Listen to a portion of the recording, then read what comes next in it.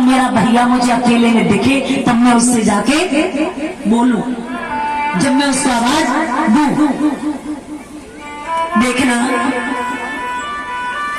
सुमित्रा जी ने जैसे किवाड़ की आड़ में से और अपने पल्लू के कोने से आंसू पहुंचकर जब कृष्ण की तरफ हाथ हिलाया, अब कन्हैया 2 कदम तो बढ़ गए, लेकिन 2 कदम बढ़ने के बाद कुंती को देख करके खड़े हो गए।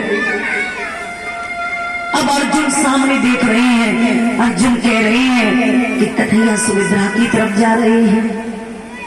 कुंती सोच रही है कि सुमित्रा कन्हैया को देख रही है, लेकिन जब द्रौपदी गया तो एकदम से अर्जुन की तरफ देखा। अर्जुन ने यूं सिर हिला दिया, कन्हैया चले जाओ, क्या सोच रहे हो? कन्हैया बोले, वो बहन मेरी है लेकिन पत्नी तुम्हारी है। मैं भाई जरूर हूं पर तुम्हारी बिना इजाजत के मैं अपनी बहन से कैसे मिल सकता हूं, क्योंकि वो तुम्हारे घर की स्त्री है, तुम्हारे घर की लक्ष्मी है। अर्जुन ने जो सिर हिलाया, गए कन्हैया, और जाकर के जैसे सुमित्रा ने देखा, सुमित्रा दौड़ करके कन्हैया के गले चिपट गई, दौड़ करके कन्हैया से गले लग गई।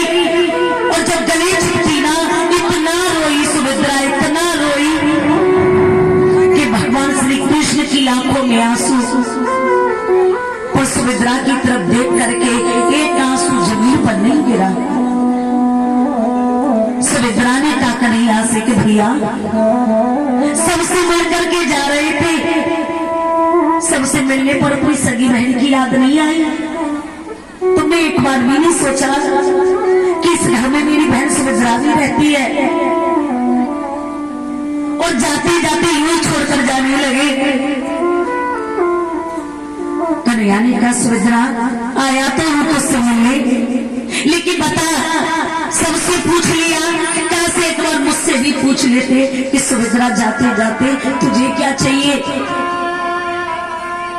तेरी क्या इच्छा है? मैं आपसे कुछ मांगती थोड़ी ना। उन्होंने कहा बता सुमित्रा, बहुत दिन हो गए तेरी ससुराल में रहते रहते, बहुत दिन हस्तिनापुर में रहा हूं, अब मेरे जाने का समय है।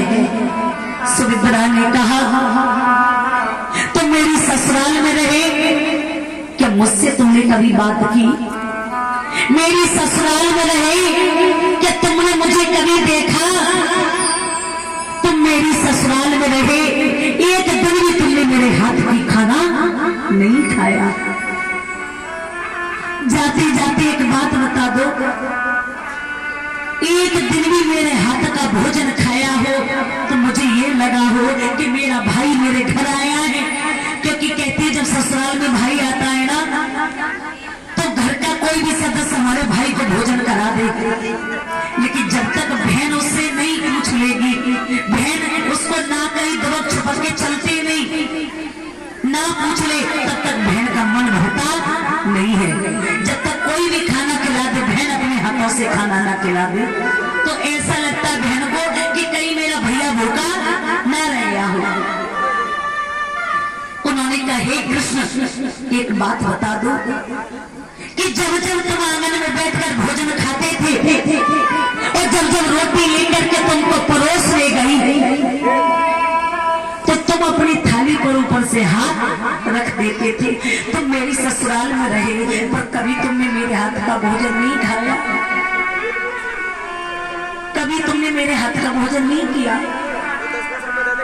कभी तुमने सोचा था कि जिसका भाई माए ससुराल में हो और अपने हाथ का भोजन ना खाए, अपनी बहन के हाथ का, उसको कितना दुख होता होगा।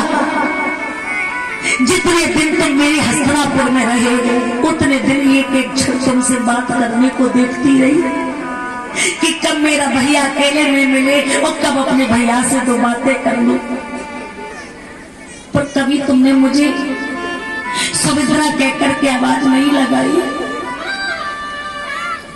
एक बार भी सुमित्रा कहकर आवाज लगा देते, एक बार भी बहन कहकर के बोल लेते तो एहसास होता कि तुम मेरी ससुराल में आए, पर कभी लगाई नहीं। देखती थी, और जब जब मैंने तुम्हारे सामने जाने की कोशिश की तो तुम मुझे मुंह फेर कर खड़े हो जाते थे। क्यों? क्या मुझसे कोई पाप हुआ था, या मुझसे मैंने कुछ ऐसा कर दिया था जो तुम ससुराल में रह करके आज तक मुझसे बोले नहीं?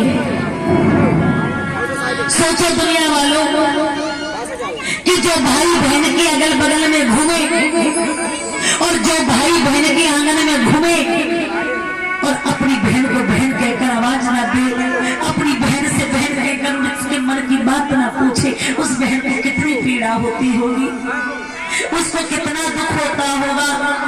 सुमित्रा रो करके कन्हैया के गले से लिपट गई कि आज तुम जा रहे हो, लेकिन मुझसे बोले क्यों नहीं? उन्होंने कहा सुमित्रा,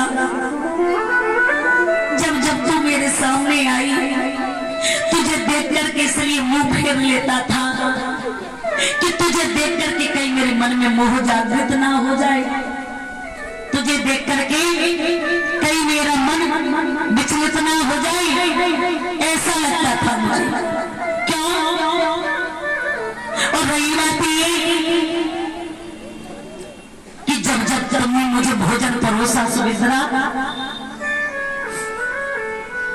तो अगर भूखा भी होता था तो भी थाली पर हाथ कर देता था।